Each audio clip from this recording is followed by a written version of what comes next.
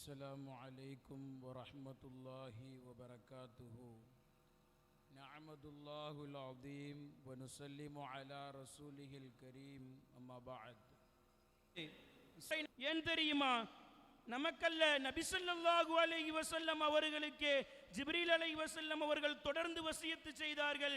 மாஸால ஜிப்ரீல் அலைஹி வஸல்லம் யூசினி பில் ஜாரி. நபி ஸல்லல்லாஹு அலைஹி வஸல்லம் அவர்கள் அண்டை வீட்டாரோடு அழகிய முறையில் நடந்து கொள்ள வேண்டும் என்று தொடர்ந்து ஜிப்ரீல் அலைஹி வஸல்லம் அவர்கள் வசியத்து செய்து கொண்டே இருந்தார்கள்.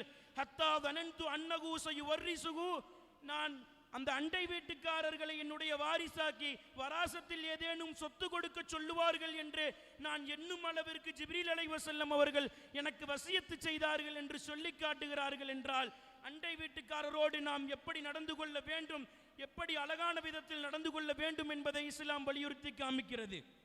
இன்னும் சொல்லுவதாக இருந்தால், ஒரு மனிதன் அண்டை வீட்டாரோடு அழகிய முறையில் நடக்காத வரையிலும் அவனுடைய ஈமானை பரிபூர்ணப்படுத்த முடியாது. நபி ஸல்லல்லாஹு அலைஹி வஸல்லம் அவர்கள் சொல்லுவார்கள், மன் கான யுமினு பில்லாஹி வல் யௌமில் ஆகிர், எவன் அல்லாஹ்வை கொண்டும் மறுமை நாளை கொண்டும் ஈமான் கொண்டிருப்பானோ ஃபல்யுக்ரிம் ஜாரஹு, அவனுடைய அண்டை வீட்டுக்காரரை சங்கை செய்யட்டும் என்று சொல்லி காட்டுகிறார்கள். என்றால் ஒரு முஃமின் தன்னுடைய அண்டை வீட்டுக்காரரை சங்கை செய்யாத வரையிலும் அவனால் ஒரு உண்மை ஈமானினுடைய ஒரு கமாலியத்தை அவனால் அடைய முடியாது என்பதை நம்மால் விளங்க முடியும்.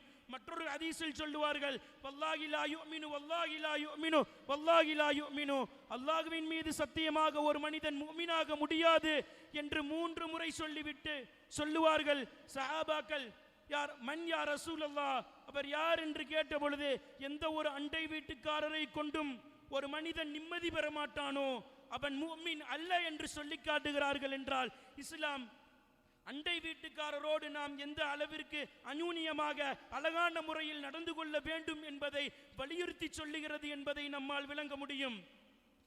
இதையும் தாண்டி எந்த ஒரு தலைவராலும், எந்த ஒரு மனிதனாலும், எந்த ஒரு சமயத்தாலும், எந்த ஒரு மதமாலும் சொல்ல முடியாத ஒரு விஷயத்தை எம்பெருமானார் மக்கத்து மாமன்னர், மதீனத்து வேந்தர், சொர்க்கத்து நாயகர், பணிவின் சிகரம், புனிதத்தின் பேரரசு, மக்காதந்த மாமாணிக்கம், மதீனத்து வேந்தர் முஹம்மது முஸ்தபா ஸல்லல்லாஹு அலைஹி வஸல்லம் அவர்கள் சொல்லுவார்கள், இதா அந்த ரமைத்த கல்ப ஜாரிக்க, உன்னுடைய அண்டை வீட்டுக்காரனுடைய நாயை நீ கல் கொண்டு அடிப்பது, பக்கத்து ஆதை துகு, அவனை நீ துன்புறுத்துவதற்கு, அவனை நீ கல்லை கொண்டு அடிவதற்கு சமம் என்று சொல்லி காட்டுகிறார்கள். என்றால் இஸ்லாம் எந்த முறையில் நம்மை அண்டை வீட்டாரோடு அழகிய முறையில் நடந்து கொள்ள வேண்டும் என்று வலியுறுத்துகிறதோ அந்த அடிப்படையில் வாழ்ந்து மரணிக்க அல்லாஹ் கிருபை செய்வானாக. ஆமீன். வ ஆகிரு தஅவானா அனில் ஹம்துலில்லாஹி ரப்பில் ஆலமீன். அஸ்ஸலாமு அலைக்கும்.